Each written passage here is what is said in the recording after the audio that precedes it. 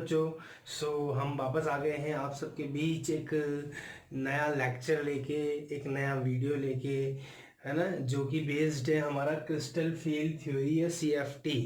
ठीक है, पिछली क्लास का मैं बता दूं तुमको, लेक्चर नंबर 3 में हमने VBT या वैलेंस बॉन्ड थ्योरी के बारे में पढ़ा था। हमने उस थ्योरी में हाइब्रिडाइजेशन निकालना सीखा, कोऑर्डिनेशन कॉम्प्लेक्सेस का, उनकी ज्योमेट्री बताई, उनके बॉन्ड एंगल्स बताए और उनकी मैग्नेटिक प्रॉपर्टीज के बारे में हमने बहुत कुछ एक्सप्लेनेशन दी। ठीक है, तो फिर सर CFT की जरूरत क्यों पड़ी? एक क्वेश्चन तो उठता है दिमाग में, why needed CFT when VBT explain everything। तो उस VBT की कुछ लिमिटेशंस थी, कुछ कमियां थी, तभी तो नई थ्योरी आती है। कोई साइंटिस्ट किसी चीज़ में कुछ करने में सक्षम नहीं हो पाता, मतलब वो पूरा चीज़ नहीं बता पाता, तो नया साइंटिस्ट प्रयास करते रहते हैं कि उसमें कुछ कमियां निकाले और नई थ्योरी दे। तो VBT की भी कुछ लिमिटेशंस थी, फटाफट से कॉपी पेन निकाल लो, लिमिटेशंस लिख लो। फर्स्ट लिमिटेशन जो उसकी थी, वो थ्योरी कंपाउंड कोऑर्डिनेशन कॉम्प्लेक्सेस जो होते हैं उनकी स्टेबिलिटी को एक्सप्लेन नहीं कर पाई थी। It does not explain the stability of coordination complexes, पहली कमी। फटाफट से लिख लो, वो थ्योरी कोऑर्डिनेशन कॉम्प्लेक्सेस उप सहसंयोजक यौगिक जो होते हैं, उप सहसंयोजक यौगिक जो होते हैं, उनके स्थायित्व के बारे में नहीं समझा सकी थी, उनकी स्टेबिलिटी के बारे में नहीं समझा सकी थी। दूसरी थ्योरी, वो कोऑर्डिनेशन कॉम्प्लेक्सेस के कलर्स के बारे में उसने कुछ नहीं बताया। किसके बारे में? कलर के, कोऑर्डिनेशन कॉम्प्लेक्सेस कलर्ड होते हैं या फिर उनमें कलर नहीं होता है, उसके बारे में उसने कुछ नहीं बताया। तो सेकंड उसकी ये थी। थर्ड बात, वो लिगेंडों के बारे में ज़्यादा कुछ नहीं बता पाई थी। मतलब हमको पता है बहुत सारे लिगेंड जो होते हैं वो स्ट्रॉन्ग लिगेंड होते हैं, बहुत सारे लिगेंड जो है तो वीक लिगेंड होते हैं। इस थ्योरी के बारे में VBT ने कुछ नहीं बताया। जैसे मैंने पहले लेक्चर में बताया था कि मैं तुमको एक स्पेक्ट्रोकेमिकल सीरीज बताऊंगा जिसमें लिगेंड को उनके डिक्रीजिंग, मतलब पहले स्ट्रॉन्ग लिगेंड आएंगे फिर वीक लिगेंड आएंगे, ऐसे ऑर्डर में जमाना बताऊंगा। तो उसका मैं एक सेपरेट वीडियो बनाऊंगा क्योंकि मैं उसकी ट्रिक बताऊंगा पूरी कि कैसे उसको लर्न करना है। तो वो एक 2-3 मिनट का वीडियो मैं इस वीडियो के जस्ट बाद में डालूंगा, तो उसमें आप देखना उसको। तो उस थ्योरी की लिमिटेशन ये थी कि वो स्ट्रॉन्ग फील्ड और वीक फील्ड लिगेंड के बारे में नहीं बता सकी थी हमको कि which ligand is a strong ligand, which ligand is a weak ligand. ये सब कमियों को दूर करने के लिए हमारे पास क्रिस्टल फील्ड थ्योरी आई थी। इन सब कमियों को दूर करने के लिए हमारे पास क्रिस्टल फील्ड थ्योरी आई थी। अब ये थ्योरी क्या क्या बोलती थी हमको वो पढ़ना है कि इस थ्योरी ने हमको कौन कौन से पोस्टुलेट्स दिए। तो पोस्टुलेट नंबर 1,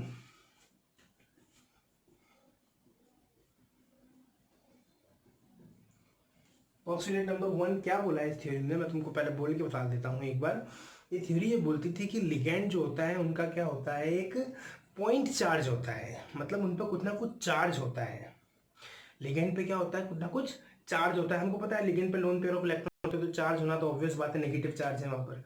और मेटल के पास हमको पता है वेकेंट डी ऑर्बिटल होते हैं, तो पॉजिटिव चार्ज है उनके पास। तो ये थ्योरी ये बोलती थी कि ligands have a point charge, ठीक है, and the electrostatic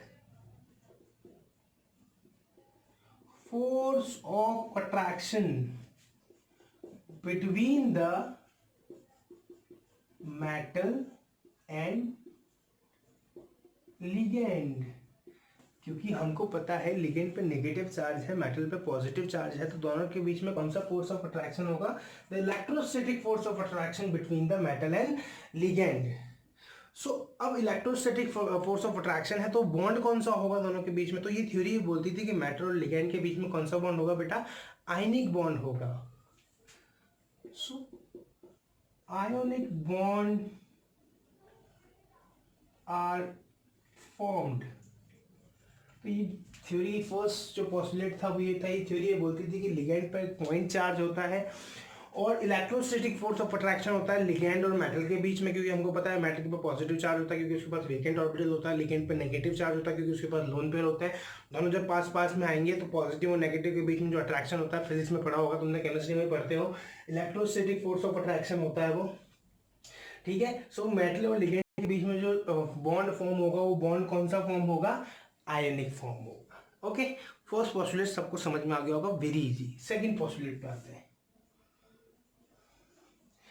मेटल में हमको पता है, जब हम अभी हमने वीबीटी पढ़ी है तो हमको पता है ऐसे 5 ऑर्बिटल्स होते हैं, 5 डी ऑर्बिटल्स होते हैं ऐसे, 1 2 3 4 5, क्या 5 D orbitals are.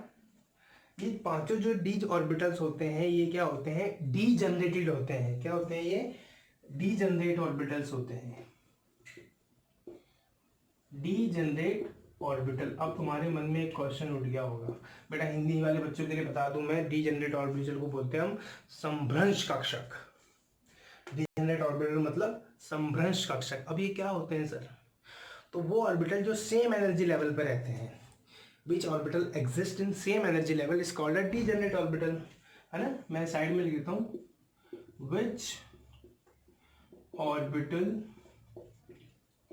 Exist in same energy level, है ना। जो ऑर्बिटल सेम एनर्जी, एक ही एनर्जी लेवल पर रहेंगे वो ऑर्बिटल कौन से कहलाएंगे, हमारे डी जनरेट ऑर्बिटल्स कहलाएंगे। तो 5d ऑर्बिटल जो होते हैं ये एक ही एनर्जी लेवल पे होते हैं, तो इनको हम क्या बोलते हैं, डी जनरेट ऑर्बिटल्स बोलते हैं। लेकिन जब लिगेंड, मान लो ये हमारा मेटल का वेकेंट डी ऑर्बिटल है, मान लो जब लिगेंड इन पे अप्रोच करता है, जब लिगेंड इन पे अप्रोच करता है तो ये मेटल के डी जनरेट ऑर्बिटल को क्या कर देता है, डिस्ट्रॉय कर देता है। मतलब इसकी डीजनरेसी को क्या करेगा, ये डिस्ट्रॉय कर देगा। तो थर्ड पॉस्टुलेट के साथ हम यहीं से पॉइंट बनाते हैं हमारा, when ligand approach the vacant d orbital, it destroy its degeneracy, है ना। जब लिगेंड मेटल पर अप्रोच करेगा तो वो मेटल के डी ऑर्बिटल की डीजनरेसी को क्या कर देगा, डिस्ट्रॉय कर देगा, and splits into 2 energy levels. इनको 2 एनर्जी लेवल में स्प्लिट कर देगा। मेरी बातें अभी तुमको शायद थोड़ी टूटी फूटी समझ में आ रही हो, लेकिन मैं हर बार बोलता हूँ जब हम एग्जांपल्स करेंगे तो ये ऐसे क्लियर होगी। वापस समझाता हूँ मैं इस पॉइंट को। When ligand approaches the vacant D orbital, है ना, it destroyed it's degeneracy and split into 2 energy level. मतलब अभी क्या था, हमारा मेटल डीजनरेट था, एक एनर्जी लेवल पे था। जैसे ही लिगेंड ने इसको अप्रोच किया, ये टूट कर 2 एनर्जी लेवल में टूट जाएगा। वो एनर्जी लेवल कौन कौन से होंगे, उनको हम क्या क्या बोलेंगे, वही हम आगे हमारे जो नेक्स्ट पोस्टुलेट है उसमें हम बताने जा रहे हैं, ठीक है। और इसी स्प्लिटिंग को हम क्या बोलते हैं, this splitting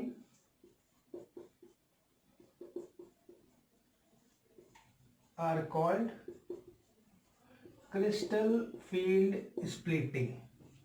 These splittings are called crystal field splitting. इस विपाटन को, स्प्लिटिंग को हिंदी में बोलते हैं हम विपाटन। इस स्प्लिटिंग को, इस विपाटन को हम क्या बोलते हैं, क्रिस्टल फील्ड स्प्लिटिंग, क्रिस्टल क्षेत्र सिद्धांत, सॉरी क्रिस्टल विपाटन सिद्धांत, ठीक है। तो ये कुछ एक पॉस्टुलेट थे, अभी पूरे नहीं हुए बेटा, फटाफट से इनको उतार लो और फटाफट से इनको मेमोराइज भी हो गए होंगे, कुछ ज़्यादा हार्ड नहीं बताया। पहला पॉइंट ने बताया कि पॉइंट चार्ज होता है, इलेक्ट्रोस्टैटिक फोर्स ऑफ अट्रैक्शन होता है between the metal and ligand, so ionic bond form होता है वहाँ पर। दोनों 5 डी ऑर्बिटल होते हैं वो डीजनरेट होते हैं, मतलब एक सेम एनर्जी लेवल पर रहेंगे, लेकिन जब मेटल अप्रोच करेगा तो वो उनको 2 एनर्जी लेवल में क्या कर देगा, स्प्लिट कर देगा, विपाटित कर देगा, ठीक है। और इसी को हम बोलते हैं क्रिस्टल फील्ड स्प्लिटिंग, ठीक है। अब मैंने बोला कि उनको 2 एनर्जी लेवल में स्प्लिट कर देगा, तो वो 2 एनर्जी लेवल कौन कौन से होंगे, जैसे मान लो बेटा हमारा ये मेटल के, ये हमारे 5d ऑर्बिटल है जिनके नाम हम सबको पता है। ये होता है DXY, ये होता है dy z, ये होता है dz(x), ये होता है dx²y², और ये होता है dz²। ये अभी क्या है, डीजनरेट है, समभ्रंश कक्षक है, डीजनरेट ऑर्बिटल है। जब इन पर लिगेंड अप्रोच करेगा तो ये इनको दो एनर्जी लेवल्स में तोड़ देगा। तो क्या करेगा, ये इनको दो एनर्जी लेवल में तोड़ देगा, मतलब इनको स्प्लिट कर देगा दो एनर्जी लेवल में। कुछ ऑर्बिटल यहाँ से ऊपर जाएंगे हायर एनर्जी लेवल पर, कुछ ऑर्बिटल यहाँ से लोअर एनर्जी स्टेट पे जाएंगे। क्यों जाएंगे वो भी बताएंगे हम, थोड़ी देर बस शांति रखिए। तो नीचे की तरफ जाएंगे बेटा 3 ऑर्बिटल, और ऊपर की तरफ जाएंगे बेटा 2 ऑर्बिटल। स्प्लिट कर दिया, जैसे ही लिगेंड ने इस पर अप्रोच किया, इसकी डीजेनरेसी को खत्म किया, और इसने क्या करा, मेटल के डी ऑर्बिटल थे जो 5, वो 3 नीचे और 2 ऊपर में स्प्लिट हो गए। नीचे वाले ऑर्बिटल को हमने यहाँ पर बोला T2g, और ऊपर वाले ऑर्बिटल को हमने बोला यहाँ पर Eg। बीच में एक सेंटर होता है जिसको कि हम बोलते हैं बैरी सेंटर या बैरी केंद्र, ठीक है, जिसकी वैल्यू होती है 10dq। ये हमको याद रखनी है। यहां से यहां तक की जो एनर्जी होती है, अच्छा ये पूरा हम एनर्जी के हिसाब से बता रहे हैं। यहाँ पर यहां से यहां तक की जो एनर्जी होती है बेटा, वो हमको ध्यान रखनी है। यहाँ पे सब प्लस में वैल्यू होगी +6dq, और यहां से यहां तक की जो वैल्यू होगी वो होगी -4dq, ठीक है। dq एक यूनिट है यहाँ पर, या फिर हम इसको लिख सकते हैं +3/5 del O, और यहाँ मैं इसको लिख सकता हूँ +2/5 del O। तो ये दो एनर्जी लेवल में स्प्लिट हुआ है T2g और Eg। ऐसा स्प्लिटिंग कहाँ होगी, जब हम ऑक्टाहेड्रल कॉम्प्लेक्सेस को पढ़ेंगे तो ऐसी स्प्लिटिंग को हम क्या बोलते हैं, ऑक्टाहेड्रल स्प्लिटिंग। मतलब हम ये जो स्प्लिटिंग पढ़ेंगे जहाँ T2g नीचे जाएगा और Eg ऊपर जाएगा, ये कहाँ पढ़ेंगे हम, ऑक्टाहेड्रल कॉम्प्लेक्सेस में, अष्टफलकीय संकुलों में, ठीक है। मेरी बात समझ में आ गई तुमको बेटा। जब लिगेंड ऑक्टाहेड्रल कॉम्प्लेक्सेस के ऑर्बिटल पर अप्रोच करेगा तो ये इनको दो एनर्जी लेवल में स्प्लिट करेगा। नीचे वाला क्या होगा T2g, ऊपर वाला क्या होगा Eg। ये वैल्यूज हमको सबको ध्यान रखनी है, आगे काम में आएगी, ठीक है। ये मैंने एक छोटी सी बात बताई। अभी मैं इनको समझाऊंगा कि ये ऊपर क्यों गया और ये नीचे क्यों आया, इसको भी समझेंगे हम अभी थोड़ी देर बाद में, ठीक है। अभी फटाफट से उतार लो इसको, बच्चों उतार रहा हूँ, ये पॉइंट्स के हिसाब से चलते रहने दो इनको।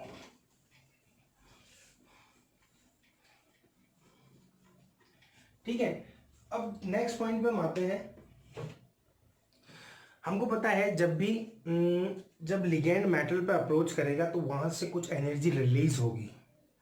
जब लिगेंड मेटल पे अप्रोच करेगा तो वहां से कुछ एनर्जी रिलीज होगी। इसी एनर्जी को हम बोलते हैं क्रिस्टल फील्ड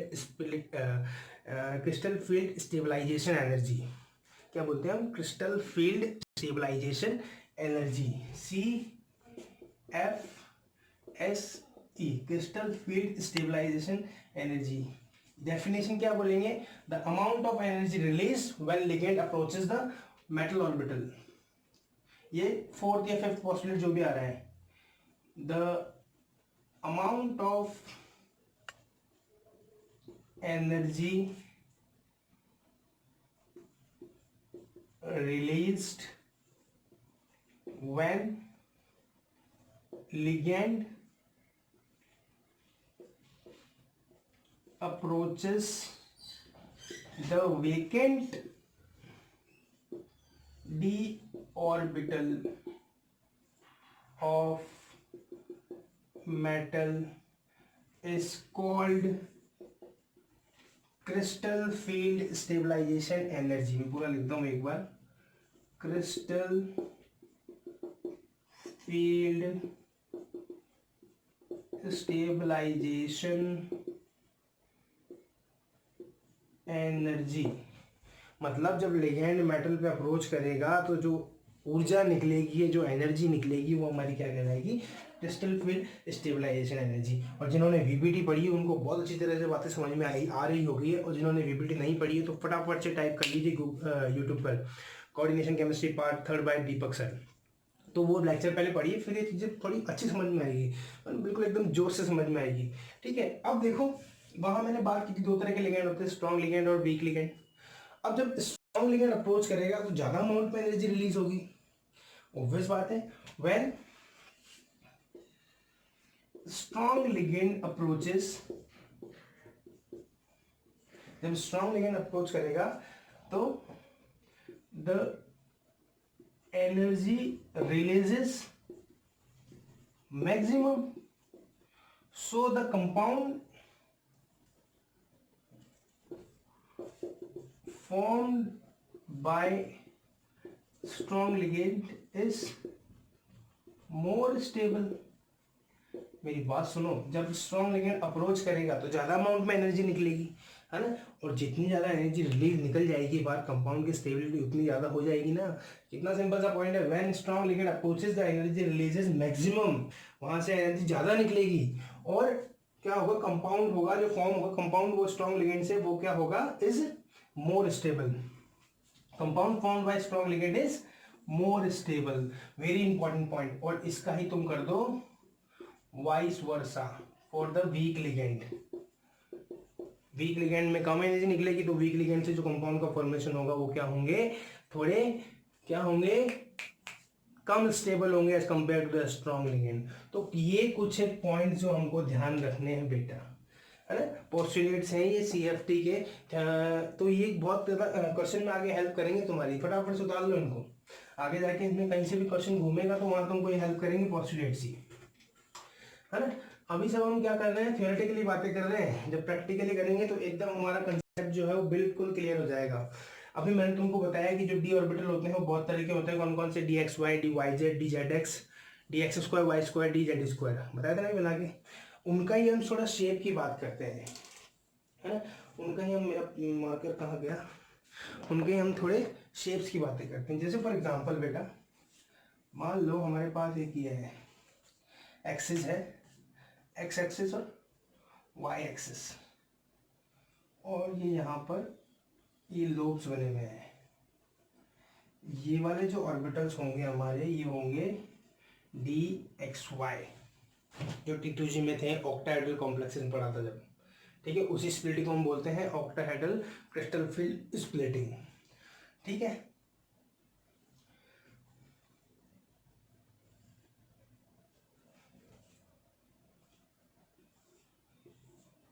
अगर मैं यहाँ Y और यहाँ Z ले लूँ तो ये कुछ ऐसा बनेगा DYZ, और एक और होगा हमारा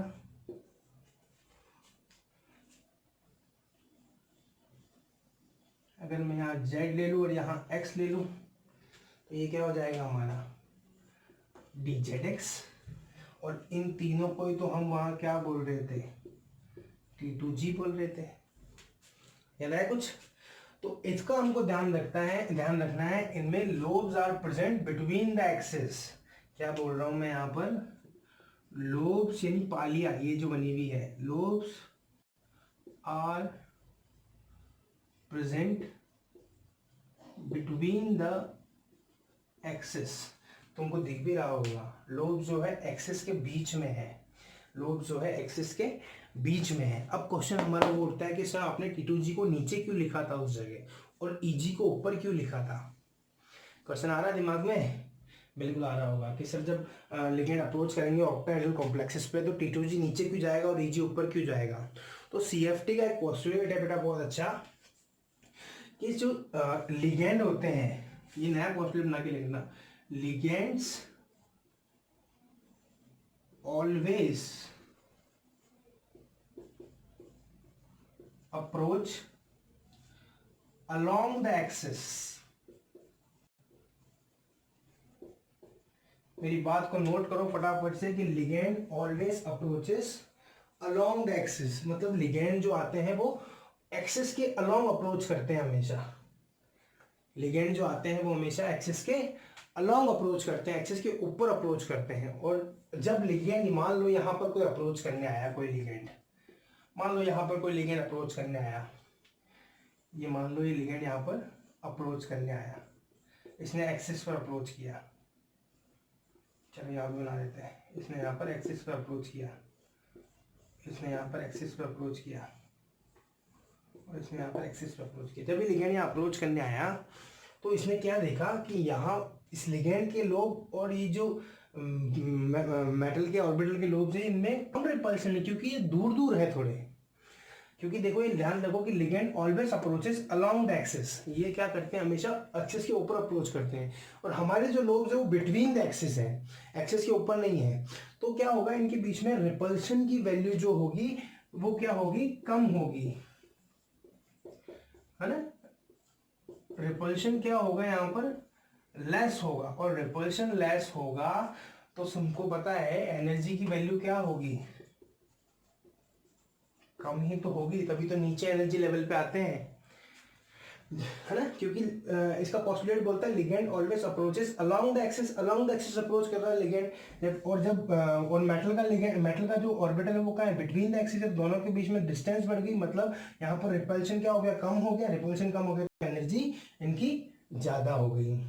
और ईजी ऊपर क्यों जाता है, उसका आंसर भी इसके शेप से ही आएगा, ठीक है। हमारा बोर्ड थोड़ा छोटा सा है, इसलिए हम थोड़ा चीज़ें थोड़ा समराइज करके बताएंगे यहीं पे। अगर मैं यहीं पे बताता हूँ उसको तो थोड़ा देखो, ये उतार लो फटाफट से, मैं उसको यहीं से समझाऊंगा। देखो दोनों चीज़ें एक साथ समझ में आएगी, दोनों चीज़ें एक साथ समझ में आएगी बच्चों। थोड़ा सा इसको छोटा कर देते हैं, और क्या था ये, डी वाई जेड और डी जेड एक्स, चलो। और ये तीनों क्या थे, D2G थे, ठीक है। ये तीनों क्या थे, हमारे D2G थे। अब देखो मैं तुमको दूसरा शेप बताता हूँ, ये तुमने 11th क्लास में भी पढ़ लिए होंगे सारे शेप्स डी ऑर्बिटल्स के। जिन बच्चों को पढ़ लिया अच्छी बात है, जिन्होंने नहीं पढ़े वो अब पढ़ लो। ये शेप होता है हमारा किसका, dx² y² का, और एक हमारा ये शेप होता है, किसका होता है, मान लो इसको x मान लिया, y मान लिया, और ये होता है हमारा dz² का, ठीक है। अब देखो आंसर आएगा, ligand always approaches along the axis, और अलोंग द एक्सिस पर ही ऑर्बिटल है, along the axis ligand approach कर रहा है, एक्सिस के ऊपर लिगेंड अप्रोच कर रहा है, और ऑर्बिटल भी वहीं पर है। तो रिपल्शन क्या होगा, यहाँ पर क्या होगा, रिपल्शन ज्यादा होगा, और जब रिपल्शन ज्यादा होगा तो एनर्जी भी क्या होगी, इसकी ज्यादा होगी। अब मेरा पॉइंट सबको समझ में आ गया होगा, क्रिस्टल फील्ड स्प्लिटिंग में T2G को नीचे क्यों लिखते हैं और EG को ऊपर क्यों लिखते हैं। T2G को नीचे इसलिए लिखते हैं क्योंकि हमको पता है लिगेंड अप्रोच करता है अलोंग द एक्सिस पर, और इसमें जो मेटल के ऑर्बिटल होते हैं ये क्या होते हैं, बिटवीन द एक्सिस होते हैं, मतलब दूर हो गए, तो यहाँ पर रिपल्शन की value as compare to this कम हो गई, एनर्जी भी कम हो गई। लेकिन यहीं पर लिगेंड अप्रोच कर रहा है, यहीं पर मेटल का ऑर्बिटल है, दोनों चीजें यहीं पर है, तो यहाँ पर होने के कारण रिपल्शन की वैल्यू बहुत ज़्यादा हो जाएगी और एनर्जी भी इनकी बहुत ज़्यादा हो जाएगी। इसलिए मैंने जो बनाया था वो डायग्राम अभी थोड़ी देर पहले, फटाफट से उसको देखो और ये चीज़ समझो। ये डायग्राम से इसके क्या बोलते हैं इनको, शेप से आंसर आएगा कि डी ऑर्बिटल के शेप से, ठीक है। फटाफट से उतार लो इन चीज़ों को, नहीं समझ में आई तो एक बार वापस रिवाइंड करो वीडियो को, समझ में आ जाएगी वापस, है ना। थोड़ा बहुत, इतना हार्ड भी नहीं है, बट थोड़ा बहुत 1-2 बार देखना पड़ेगा, तब जाके समझ में आएगी चीज़ें। जिन्होंने नहीं उतारा पॉज करके उतार भी सकते हो बेटा। तो ये CFT के कुछ एक पोस्टुलेट थे जो तुम्हारे लिए इम्पोर्टेंट है बेटा, है ना। तो हमको ध्यान रखना है यहाँ पर कि जैसे मैंने अभी वो ऑक्टाहेड्रल का बनाया, मैं एक बार वापस बना के बता देता हूँ तुमको। मैंने क्या बनाया था, मैंने यहाँ पर बोला था कि मेटल के 5 डी ऑर्बिटल है, मेटल की क्या है 5D ऑर्बिटल है। जब लिगेंड इन पे अप्रोच करेगा तो ये 2 एनर्जी लेवल में स्प्लिट हो जाएंगे। नीचे वाले एनर्जी लेवल को हम T2G बोलते हैं, Q बोलते हैं, अभी पहले समझ लिया। ऊपर वाले एनर्जी लेवल को हम EG बोलते हैं। बीच में एक सेंटर होता है जिसकी वैल्यू होती है 10 DQ, जिसको हम बोलते हैं बेरी सेंटर बोलते हैं इसको हम।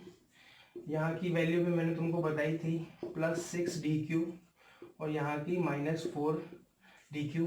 एक हमने बात की थी क्रिस्टल फील्ड स्टेबलाइजेशन एनर्जी की, CFSE। वो क्या होती है? The amount of energy release when ligand approaches to the vacant D orbital of metal. जब लिगेंड मेटल पर अप्रोच करेगा तो जो एनर्जी रिलीज होगी उसी को हम बोलते हैं CFSE। और ये यहाँ पर एक मैंने एक और वैल्यू बताई थी इसकी, 3/5 del O minus 2/5 del O. यहाँ पर डेल ओ क्या है? ऑक्टाहेड्रल स्प्लिटिंग एनर्जी है ना, ऑक्टाहेड्रल स्प्लिटिंग एनर्जी। और ये पूरा किस में होता है? ऑक्टाहेड्रल कॉम्प्लेक्सेस में होता है। या हम इसको बोलते हैं ऑक्टाहेड्रल क्रिस्टल फील्ड स्प्लिटिंग। क्या बोलते हैं हम इसको? ऑक्टाहेड्रल क्रिस्टल फील्ड स्प्लिटिंग भी बोलते हैं हम इसको, अष्टफलकीय क्रिस्टल क्षेत्र सिद्धांत। तो ये बात मैंने पहले ही बना दिया था, अभी इसलिए फटाफट बना के बताया इसको रफ में, क्योंकि पहले मैंने पूरा समझा दिया था इसको। ठीक है, अब क्वेश्चन आता है हमारा नेक्स्ट। ये नेक्स्ट जो कि कैसे फिल करेंगे इलेक्ट्रॉन, कैसे सब कुछ होगा। तो हम एक टेबल बनाएंगे, उस टेबल को तुमको भी बहुत अच्छे से समझना है। वो टेबल बहुत इंपॉर्टेंट है बेटा, वो टेबल जो है वो बहुत इंपॉर्टेंट है। मान लो यहाँ मैं लिख लूंगा इलेक्ट्रॉनिक कॉन्फ़िगरेशन, पूरा CFT क्लियर हो जाएगा इस टेबल को ढंग से पढ़ लिया तो। अभी तक जो चीज़ थोड़ी बहुत डाउटफुल होगी वो सब क्लियर हो जाएगी। मान लो मैं यहाँ ले रहा हूँ वीक लिगेंड, है ना। यहाँ मैं क्या ले रहा हूँ, चलो पूरा लिख देते हैं इसको, वीक लिगेंड। मान लो यहाँ पर मैं ले रहा हूँ स्ट्रॉन्ग लिगेंड। ठीक है ना। इलेक्ट्रॉनिक कॉन्फ़िगरेशन देखना है, वीक लिगेंड देखना है, और है ना देखना है। तो हमको दो चीज़ें हमारे सामने आएगी बार बार। एक तो मैं बार बार लिखूंगा डेल्टा पी, एक मैं लिखूंगा बार बार डेल्टा ओ। क्योंकि मैं यहाँ पर डेल्टा ओ मतलब मैं यहाँ पे ऑक्टाहेड्रल कॉम्प्लेक्सेस के बारे में बातें कर रहा हूँ। क्योंकि मैंने अभी जो स्प्लिटिंग बताई है वो तुमको कौन सी बताई है? ऑक्टाहेड्रल क्रिस्टल फील्ड स्प्लिटिंग, अष्टफलकीय क्रिस्टल क्षेत्र सिद्धांत। तो डेल्टा पी यहाँ पे बोलते हैं पेयरिंग एनर्जी को, और ये बोलते हैं हम यहाँ पर इसको स्प्लिटिंग एनर्जी को। युग्मन ऊर्जा, विपाटन ऊर्जा। पेयरिंग एनर्जी मतलब युग्मन ऊर्जा और स्प्लिटिंग एनर्जी मतलब विपाटन ऊर्जा। ठीक है, अब ये टेबल तुमको क्या बताएगी, देखो। मान लो हमारा इलेक्ट्रॉनिक कॉन्फ़िगरेशन है D1, मतलब D में एक इलेक्ट्रॉन है। ठीक है, अब जब वीक लिगेंड होता है तो मैंने तुमको VBT में बताया था कि वीक लिगेंड कैसे डिस्क्राइब करेंगे, जिसमें जो वो लिगेंड जो पेयरिंग नहीं कर सके इलेक्ट्रॉन की, इलेक्ट्रॉन को पेयर नहीं कर सके। मेरी बात बहुत इंपॉर्टेंट है, समझना। मैं बस तुमको ये बातें याद करवाने के लिए अब जो बताऊंगा ना, वीक लिगेंड स्ट्रॉन्ग लिगेंड के बारे में बातें, ये सब मेमोराइज करने के लिए बताऊंगा, जिनको कभी तुम भूलोगी नहीं इस ट्रिक से, है ना। तो बस मेरी बातें समझना मैं क्या बोलना चाह रहा हूँ। वीक लिगेंड में हमने पढ़ा था कि वीक लिगेंड जो होते हैं वो क्या होते हैं, वो इलेक्ट्रॉनों की पेयरिंग नहीं कर पाते हैं। अगर वो इलेक्ट्रॉनों की पेयरिंग नहीं कर पा रहे हैं मतलब वहाँ पर पेयरिंग एनर्जी की वैल्यू ज़्यादा है, तभी तो वो पेयर नहीं कर पा रहे हैं एनर्जी को, इलेक्ट्रॉन्स को। अगर वहाँ पर पेयरिंग एनर्जी की वैल्यू कम होती तो वो पेयर कर लेते ना। सोचो थोड़ा, वीक लिगेंड क्या होता है? जो इलेक्ट्रॉनों की पेयरिंग नहीं कर पाता है, मतलब वहाँ पर पेयरिंग एनर्जी की वैल्यू ज़्यादा है। किससे? स्प्लिटिंग एनर्जी से। वीक लिगेंड इलेक्ट्रॉनों की पेयरिंग नहीं कर पाता है, मतलब वहां पर पेयरिंग एनर्जी की वैल्यू ज़्यादा है। किससे? स्प्लिटिंग एनर्जी से। सही बात है, सोच लो वापस एक बार और। स्ट्रॉन्ग लिगेंड क्या करता है? इलेक्ट्रॉनों की पेयरिंग कर लेता है, मतलब यहाँ पर पेयरिंग एनर्जी की वैल्यू कम है। किससे? स्प्लिटिंग एनर्जी से। या फिर एक याद कर लो, दूसरा ऑटोमेटिकली याद हो जाएगा। एक याद कर लो, इसका रिवर्स ही तो है ये, दूसरा ऑटोमेटिकली याद हो जाएगा। सॉरी गलती कर दी यहाँ पर स्प्लिटिंग पेयरिंग एनर्जी की वैल्यू कम है। किससे? स्प्लिटिंग एनर्जी से। इसका उल्टा कर दिया जस्ट मैंने वहाँ पर। वापस, वीक लिगेंड पेयरिंग नहीं कर पाता मतलब यहाँ पे पेयरिंग एनर्जी की वैल्यू हाई है। स्ट्रॉन्ग लिगेंड पेयरिंग कर लेता है मतलब यहाँ पे पेयरिंग एनर्जी की वैल्यू कम है। सिंपल सा। D1 कॉन्फ़िगरेशन की बात करते हैं तो देखो D1 कॉन्फ़िगरेशन कैसा होगा हमारा, ये स्प्लिट करो फटाफट से। नीचे ऊपर होता है Eg, नीचे होता है T2G। ठीक है, कितना इलेक्ट्रॉन है? एक इलेक्ट्रॉन। अभी कोई दिक्कत नहीं आएगी। D1, D2 और D3 तक कोई दिक्कत नहीं आएगी, इलेक्ट्रॉन का फिलिंग एज इट इज होगी। भर के देख लेना खुद। मैं जहाँ से दिक्कत आएगी वहाँ से समझाऊंगा। यहाँ पर भी इलेक्ट्रॉन एक ही आएगा, कुछ नहीं दिक्कत है। D2 में भी भरोगे तो यहाँ पर इलेक्ट्रॉन 2 आ जाएंगे, यहाँ पर भी 2 आ जाएंगे। D3 में भरोगे यहाँ पर 3 आ जाएंगे, यहाँ पर 3 आ जाएंगे, कोई दिक्कत नहीं आएगी। दिक्कत आएगी तुमको D4 से। समझाते हैं।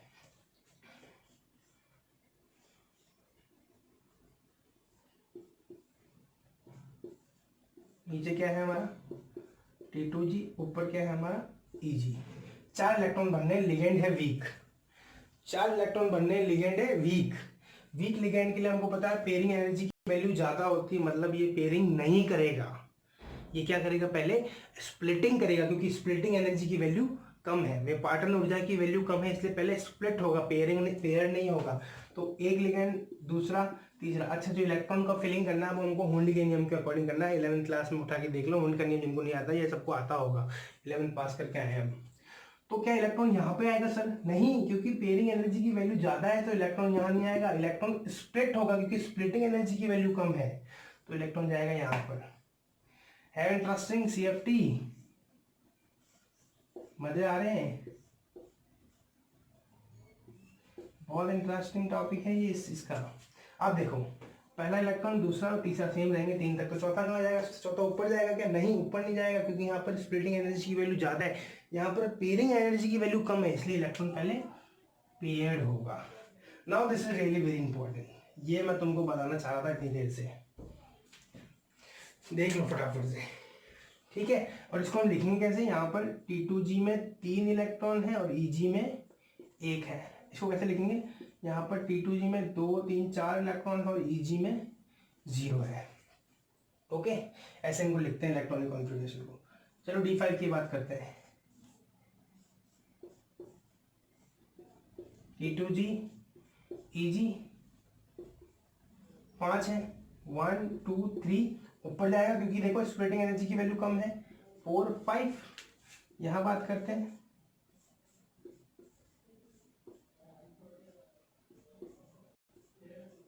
EG, T2G 1, 2, 3 के इलेक्ट्रॉन ऊपर जाएगा? नहीं, क्योंकि स्प्लिटिंग पेयरिंग एनर्जी की वैल्यू कम है, तो पेयर्ड होगा पहले।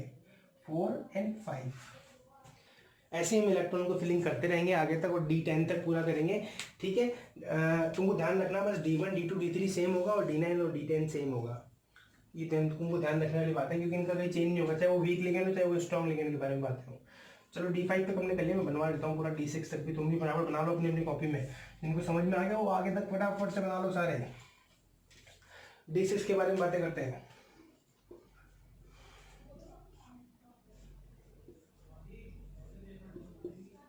EG, T2G याद हो गया होगा अब तक तो। 6, 1, 2, 3 पेयरिंग एनर्जी की वैल्यू ज्यादा है। अगर पेयरिंग एनर्जी की वैल्यू ज्यादा है तो इलेक्ट्रॉन जो होगा वो पेयर नहीं होगा, पहले स्प्लिट होगा। 1, 2, 3, 4, 5, 1, 2, 3, 4, 5। अब बच गया हमारे पास एक इलेक्ट्रॉन। अब क्या करें? अब तो बेटा पेयरिंग करनी ही पड़ेगी, अब तो पेयरिंग करनी ही पड़ेगी, क्योंकि एक इलेक्ट्रॉन बच चुका है, तो हम यहाँ भर देंगे हमारा एक इलेक्ट्रॉन, ठीक है। क्योंकि अब तो हमारा इलेक्ट्रॉन पूरा फिल हो चुका है, अब क्या रेस्ट बचा हुआ इलेक्ट्रॉन, अब तो पेयरिंग करनी पड़ेगी, क्योंकि स्प्लिटिंग होने की जगह खत्म हो चुकी है। यहाँ पर आते हैं अगर हम, तो नीचे है हमारे क्या वापस T2G, ऊपर है हमारे EG। भरो इलेक्ट्रॉन को, 6 इलेक्ट्रॉन बनने, पेयरिंग एनर्जी की वैल्यू कम है। 1, 2, 3, 4, 5, 6। अब मैं अगर D7 की बात करूंगा, है ना, चलो यहाँ पे D7 की बात कर देता हूं, तो अब इलेक्ट्रॉन यहाँ पे आ जाएगा और एक इलेक्ट्रॉन यहाँ पे आ जाएगा, सही है ना। अब जब पेयर हो चुके हैं सारे, तो अब तो स्प्लिट होना ही है। मैं D8 की बात करता हूं, तो एक इलेक्ट्रॉन यहाँ आएगा और दूसरा इलेक्ट्रॉन यहाँ आएगा, सेम हो गया। D8, D9 और D10 लिखवा रहा हूं मैं यहाँ पे। D8, D9 और D10 और D1, D2 और D3 same electronic configuration for both week ligand and strong ligand. Note कर लो, D8, D9 और D10, D1, D2, D3 इनका सेम इलेक्ट्रॉनिक कॉन्फ़िगरेशन होगा, चाहे हमारा लिगेंड वीक हो या चाहे हमारा लिगेंड जो हो वो क्या हो, स्ट्रॉन्ग हो। इलेक्ट्रॉनिक कॉन्फ़िगरेशन लिख सकते हैं इसका, देखो कैसे, T2G6 Eg2, T2G6 Eg2, देखो सेम आया ना। ऐसे ही D9 D10 सबका लिख लिख के देखो फटाफट से, सबके आंसर आएंगे। मैं एक एग्जांपल से तुमको इसको समझा देता हूँ पूरा, मैं एग्जांपल से इसको समझा दूंगा पूरा। अभी आधी ये बातें तुमको वैसे भी पूरी समझ में आ चुकी होगी अब तक, ठीक है, लेकिन एग्जांपल से हमारा क्या होता है, थोड़ा टॉपिक में थोड़ा क्लियरेंस आ जाता है पूरा। जैसे फॉर एग्जांपल COCl6 -3 है ना, पूछा है कंपाउंड, ऐसे कंपाउंड क्वेश्चन आगे पूछ सकते हैं, कंपाउंड कलर्ड होगा या कलरलेस होगा। चलो देखते हैं। सबसे पहले ऑक्सीडेशन स्टेट निकाल लें, x -6 -3 x = +3। CO किस में है, +3 ऑक्सीडेशन स्टेट में है। CO कौन से ऑक्सीडेशन स्टेट में है, प्लस। कोबाल्ट कितने नंबर पे आता है, scandium, titanium, beryllium, chromium, manganese, iron, cobalt 27 पे आता है। 27 पे आने के कारण क्या होगा इसका, 4s2 3d7, 3 इलेक्ट्रॉन गए मतलब 4s0 और 3d6, मतलब देखो कॉन्फ़िगरेशन कैसा आ गया, D6 जैसा कॉन्फ़िगरेशन आ गया। और लिगेंड कौन सा है, वीक लिगेंड है, पता है नहीं तो लिगेंड्स मैंने बता रखा है थोड़ा बहुत इसके बारे में। जितने भी हेलोजेंस होते हैं आर द वीक लिगेंड, ध्यान रखो, all halogens are the weak ligand,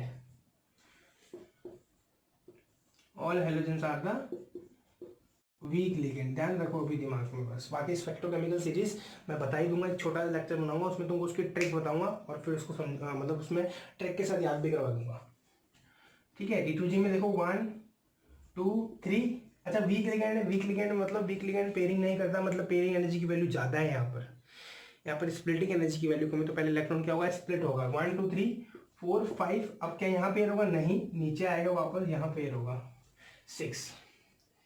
तो ऐसा इलेक्ट्रॉनिक कॉन्फ़िगरेशन आएगा इसका, T2G 4 और Eg2।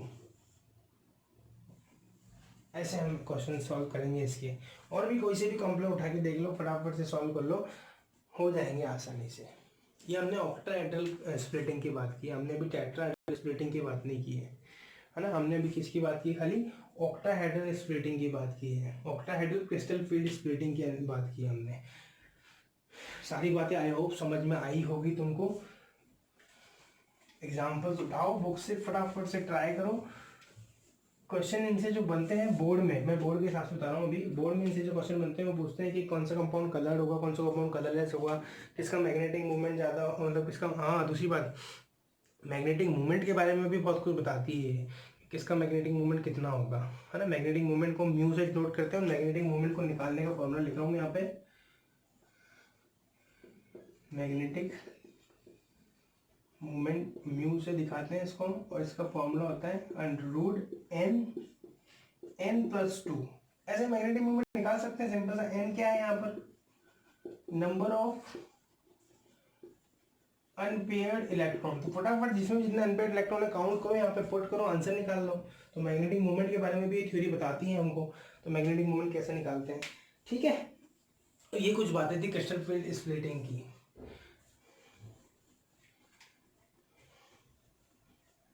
एक बात और, मैंने तुमको CFSE भी बताया था अभी, crystal field stabilisation energy, crystal field stabilisation energy for octahedral complex, है ना। ये भी हमने तुमको अभी डिस्कस किया था।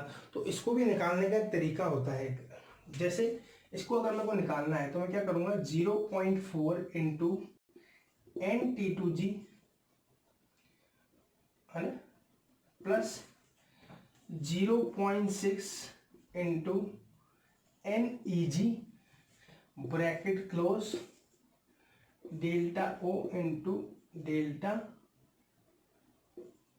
P, this is the formula. Delta P लिख के हम प्लस आएगा, सॉरी यहाँ पे P भी लिख सकते हैं यहाँ पर, और यहाँ पर जो आएगा ये माइनस का साइन आएगा। तो ये ऑक्टाहेड्रल कॉम्प्लेक्सेस के लिए निकालने का फॉर्मूला है, crystal field stabilisation energy, the amount of energy released when ligand approaches, ठीक है। तो ये ऐसे हम इसका पूरा निकाल सकते हैं। यहाँ पर मैं बता दूं, यहाँ पर P क्या है हमारे पास, पेयरिंग एनर्जी है, डेल्टा हो गया है हमारे पास स्प्लिटिंग एनर्जी है किसके लिए, ऑक्टाहेड्रल कॉम्प्लेक्सेस के लिए। एन टी टू जी क्या है, electrons in t two g orbital. And e g क्या है, electron in e g orbitals. Simple. तो ऐसे हम बराबर इलेक्ट्रॉन रख के यहाँ पर इसकी वैल्यू निकाल सकते हैं, कितनी वैल्यू आएगी सी एफ ए सी की। ठीक है, तो फटाफट से ये अगर तुमको समझ में आ गया तो तुमको टेट्राहेड्रल क्रिस्टल फील्ड स्प्लिटिंग जो है वो यूं समझ में आएगी। अगर ये सारी चीज़ तुमको समझ में आ गई, और मैं डैम श्योर तुमको समझ में आई होगी, खुद पर विश्वास रखो, सब कुछ इजी है, बस you have to need a practice. तुमको प्रैक्टिस करनी ही पड़ेगी। जितनी प्रैक्टिस करोगे, जितना लर्न करोगे, जितना पढ़ोगे, उतना अच्छा समझ में आएगा। कोई भी चीज़ एक बार में पूरी कोई भी नहीं समझा सकता है, मेरी बात को मार्क करना। जब तक कि तुम उसको बार बार नहीं रिवाइज करोगे। ऐसा नहीं है मैंने तुमको ये पढ़ा दिया पूरा और तुमको ऐसा का ऐसा पूरा समझ में आ गया, अब तो तुम फाड़ दोगे, ये कर दोगे, वो कर दोगे ना। तुमको इसको पढ़ना पड़ेगा खुद को भी, है ना। खुद को नहीं पढ़ोगे, खुद मेहनत नहीं करोगे, तब तक तो कुछ नहीं हो सकता बेटा। खुद को लर्न करना पड़ेगा, खुद को पढ़ना पड़ेगा, खुद को मेमोराइज करना पड़ेगा बार बार कि ये चीज़ कैसे आई, ये चीज़ कैसे आई, ये सर ने कैसे बताया, ये चीज़ें। एग्जाम्पल्स ट्राई करने पड़ेंगे, बुक से एग्जाम्पल ट्राई करो, सब चीज़ों से एग्जाम्पल ट्राई करो, तब जाके टॉपिक्स का फील आता है। और जब तक फील लेके नहीं पढ़ोगे, जब तक मज़ा नहीं आएगा यार, वो वाला फील लेके नहीं पढ़ोगे तो वो मज़ा नहीं आएगा। ऐसे तो तुम पास तो हो ही जाओगे, सब वैसे ही पता है मेरे को, रट के आजकल यही ट्रेंड है। लेकिन वही चीज़ है, इसको हटाओ, फील करो, हर चीज़ को फील करो कि ये टॉपिक पढ़ रहे हैं तो इसमें इसके पीछे क्या फीलिंग्स है, क्या कैसे क्या हो रहा है, क्यों लेकर अप्रोच कर रहा है, क्यों मेटल के पास वेकेंट ऑर्बिटल है, क्यों इलेक्ट्रॉन अनपेयर्ड जा रहे हैं, क्यों अनपेयर्ड इलेक्ट्रॉन के कारण मैग्नेट से वो अट्रैक्ट हो रहे हैं, है ना। और क्यों कलर शो कर रहे हैं, कलर शो करने का भी बहुत पीछे बड़ा रीजन बताऊँ मैं तुमको। जिनके पास अनपेयर्ड इलेक्ट्रॉन होते हैं लोअर एनर्जी लेवल में, जिनके पास जिनकी मान लो T2G है नीचे, ऊपर EG है, मान लो T2G के पास एक ऑर्बिटल, एक नीचे क्या है, वेकेंट ऑर्बिटल है। जैसे फॉर एग्जांपल बताता हूँ, आरबीसी का क्वेश्चन है, सीबीएसई में भी है, एनसीईआरटी और आरबीसी दोनों में लिखा हुआ है। बोलते हैं TiH2O6+3 इस कंपाउंड इज कलरलेस और कलर्ड। पूछा है क्वेश्चन, कलरलेस होगा या कलर्ड होगा, तो सिंपल सी बात है, CFA समझाऊंगा मैं इसको। देखो Ti पर चार्ज हो गया +3, टाइटेनियम 22 नंबर पे आता है ना, कैडमियम टाइटेनियम 22 नंबर पे आने के कारण 4s2 3d2 और +3 मतलब 4s0 3d1, ये हो गया Ti+3 का इलेक्ट्रॉनिक कॉन्फ़िगरेशन। चलो फटाफट से बनाते हैं इसका। CFT एक इलेक्ट्रॉन है अभी खाली, स्प्लिट होगा। ऊपर हमारे पास क्या है, Eg है, नीचे हमारे पास क्या है, T2G है, जहां पर एक इलेक्ट्रॉन है, ये बेरी सेंटर बीच में। ठीक है, अब बताओ, मैं बोलता हूं ये कंपाउंड कलर्ड होगा, तुम बोलोगे सर क्यों होगा, समझाते हैं। इलेक्ट्रॉन देखो अभी लोअर एनर्जी स्टेट में है, और हमने 11वीं क्लास में एक थ्योरी पढ़ी, एक टॉपिक पढ़ा था स्पेक्ट्रम, याद आया वो थोड़ा थोड़ा। मैं इलेक्ट्रॉन, जब इस इलेक्ट्रॉन को एनर्जी मिलेगी तो ये लोअर एनर्जी स्टेट से हायर एनर्जी स्टेट पे जंप मारेगा, कुछ ना कुछ एनर्जी को एब्जॉर्ब करके, है ना। ये एनर्जी को एब्जॉर्ब करके लोअर एनर्जी स्टेट से हायर एनर्जी स्टेट पर जंप मारेगा। यहाँ पर आके ये कुछ समय रहेगा। मान लो यार मैंने तुमको एक लात मारी और तुम जाके ऊपर छत पे बैठ गए, ऐसा तो नहीं कि तुम अब छत पे बैठे रहोगे, वापस तो नीचे आओगे ना। मान लो मैंने तुमको 5 M से मैंने तुमको लात मारी, मान लो 5 अर्क से मैंने तुमको लात मारी, एनर्जी की यूनिट मान ली मैंने, ठीक है। तो तुम ऊपर गए, ऊपर थोड़ी बैठे रहोगे, तुम वापस नीचे भी आओगे ना। ऐसे ही इलेक्ट्रॉन ने एनर्जी एब्जॉर्व की और ऊपर जंप मारी, ऊपर जंप मार के क्या हुआ, वो उसको वापस नीचे आने की लगी, तो उसने क्या करा, जितना अमाउंट ऑफ एनर्जी रिलीज की, एब्जॉर्ब की थी ना, उतनी एनर्जी वो यहाँ से रिलीज करी उसने और लोअर एनर्जी स्टेट में आया। और यही एनर्जी जो थी, इसकी वेवलेंथ का कलर हमको शो हुआ। जितनी वेवलेंथ इसने यहाँ पे एक्सेप्ट की थी, ऊपर गया उतनी ही वेवलेंथ रिलीज करी, और वहाँ पर एनर्जी और वेवलेंथ का रिलेशन भी बहुत स्पेक्ट्रोकेमिकल सीरीज में बिल्कुल सेम था। जिसकी वेवलेंथ ज़्यादा उसकी एनर्जी कम, जिसकी एनर्जी कम उसकी वेवलेंथ ज़्यादा।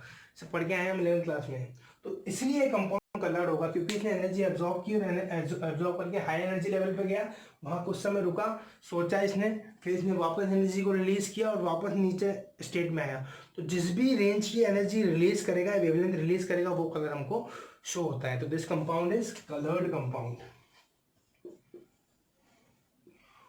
रीजन पूछता है क्यों, तो इसका रीजन या आंसर है बेटा डी ट्रांजिशन, डी संक्रमण। डी से डी में इलेक्ट्रॉन जा रहे हैं ना, इसको हम बोलते हैं डी ट्रांजिशन, डी संक्रमण। तो पूछते हैं कलर क्यों शो कर रहा है। एक नंबर का क्वेश्चन आता है कि TiH2O6 are colour compound, why it is colour compound, due to the D transition. बहुत बार है क्वेश्चन एग्जाम में कि पहले तो पूछते क्यों होता है, कभी क्यों नहीं पूछेंगे तो बोलेंगे कलर्ड है, क्यों है, डी ट्रांजिशन। सिंपल सा, ये लॉजिक्स लगाओ और ये दिमाग लगाओ, आराम से सारे आंसर निकलेंगे। CFT के ऐसे क्वेश्चन बनते हैं, और भी क्वेश्चन बनते हैं बहुत तरह के। अपनी बुक उठाओ, ट्राई करो, नहीं आए तो फटाफट से कमेंट सेक्शन में डाल दो फोटो खींच के, सर ये समझ नहीं आया समझा दो। अब हम पढ़ रहे हैं क्रिस्टल फील्ड स्प्लिटिंग इन, ये बहुत छोटा टॉपिक है, फटाफट हो जाएगा। टेट्रा हेड्रल कॉम्प्लेक्स, अगर वो समझ में आ गया उसको समझने में कोई दिक्कत नहीं है ना। ये समझने में हमको कोई भी दिक्कत नहीं है। यहाँ पर बस हमको ध्यान रखना है बेटा कि ये जो है हमारा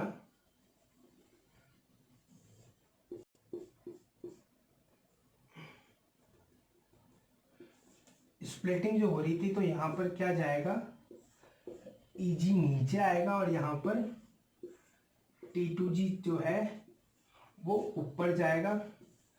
ये बेरी सेंटर ऐसा का ऐसा रहेगा 10dq,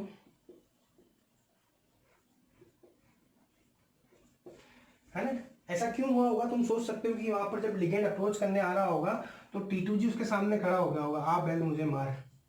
ऐसा इसलिए हुआ होगा ना कि जब लिगेंड अप्रोच करने आ रहा होगा तो वो T2G से डायरेक्ट टकरा गया होगा, मतलब डायरेक्ट उसके अप्रोच में आ गया होगा, तो रिपल्शन वहाँ ज़्यादा हुआ होगा, और रिपल्शन वहाँ ज़्यादा हुआ होगा तो एनर्जी T2G की बढ़ गई होगी। सिंपल सी बात है, जो पहले समझाई अभी थोड़ी देर पहले। ऐसा इसलिए यहाँ पर T2G ऊपर गया होगा। यहाँ पर दोनों की वैल्यूज भी हमको वेरी करनी है, कितनी कितनी वैल्यू होगी। तो अभी हमको पता है यहाँ पर ये होगा 4dq और ये -6dq, उसका जो उल्टा कर दिया मैंने यहाँ पर, बस कुछ नहीं है, बिल्कुल उल्टा कर दिया, उसका बेस रहेगा बाकी सब, ठीक है ठीक है। और अगर मैं यहाँ पर बात करूँ क्रिस्टल फील्ड स्टेबलाइजेशन एनर्जी की वैल्यू कैसे निकालेंगे, तो ध्यान रखो +0.4 डेल टी बोलेंगे अब यहाँ पर इसको, ठीक है, plus NT2G, sorry multiply, plus -0.6 del T into NEG, ठीक है, और यहाँ पर मल्टीप्लाई P, सिंपल सा मल्टीप्लाई में P, सॉरी प्लस P। तो ऐसे हम यहाँ पर इसकी वैल्यू निकालेंगे, वही है सेम सब कुछ पहले वाले जैसा ही, बस मैंने यहाँ पर प्लस माइनस का चेंज किया और कुछ भी नहीं है। जो हमने ऑक्टेड्रल की बात की थी वही हमने टेट्राहेड्रल में बात कर ली, और यही कहलाती है हमारी टेट्राहेड्रल क्रिस्टल फील्ड स्प्लिटिंग। तो ये पूरा लेक्चर था हमारा किस पर, CFT पर, क्रिस्टल फील्ड स्प्लिटिंग पर। मैंने बहुत कुछ चीज़ें बता दी है इसके बारे में, बिल्कुल डीप तक समझा दिया है सब कुछ, ठीक है। थोड़ा बहुत कुछ, हाँ सब कुछ तो नहीं समझाया, ऑब्वियस बात है, सब कुछ समझा भी नहीं सकते हैं, कोई भी सब कुछ नहीं समझा सकता है, ठीक है। थोड़ा बहुत कुछ रह जाता है, ठीक है। बट मैंने कोशिश की है कि मैं तुमको सब कुछ दूँ, तो मैंने तुम्हारी बुक का तो पूरा कवर करवा दिया, ये तुम सोच के चलना, मान के चलना, बिल्कुल तुम बुक उठा के देखना, मैंने कुछ भी टॉपिक नहीं छोड़ा है यहाँ पर, सब कुछ एकदम क्लियर कर दिया है। कुछ भी समझ में नहीं आया तो मेरे को एक बार प्लीज़ कमेंट सेक्शन में बता दीजिए, सर मेरे को समझ में नहीं आ रहा है, ठीक है। और बने रहिए हमारे साथ ऐसे ही, आगे और भी लेक्चर्स आएंगे, और भी ऑर्गेनिक केमिस्ट्री में इसके बाद चालू करने वाला हूँ, ऑर्गेनिक केमिस्ट्री समझाऊंगा मैं इसके बाद।